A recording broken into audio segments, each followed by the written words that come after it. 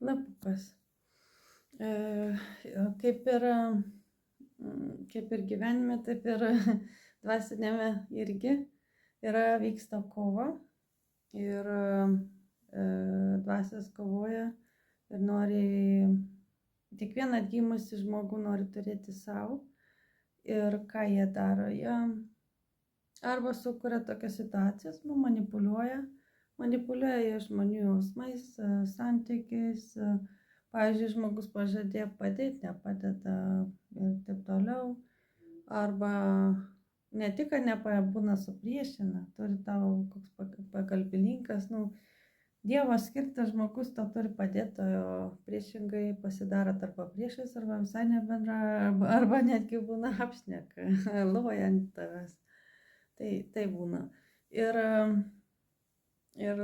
didžiausias žmonių priešas tai yra trijo, dvasinis, blogų dvasių trijo.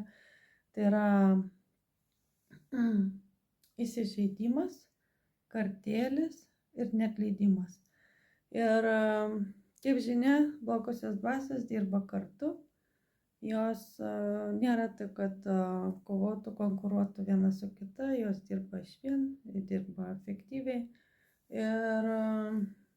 Ir pavyzdžiui, žmogus yra atgimęs, bet jeigu turi tas dvasias, kurios jam kenkia, nes jeigu žmogus kažkam neatleido, tai jos jau iškart turi teisę tam žmogui kenkti. Ir jos bus to žmogaus gyvenime. Ir, galima sakyti, tas gyvenimas nejudės ir dvasiškai bus užblokuotas. Ir jie negirdės Dievo, o Dievas neatsilieps jų šauksmus, nes dvasiškai jos, per neatleidimą velnias gali uždegti žmones. Ir to pasekoje maldos uždengtas, Dievas neatsiliepia. Iki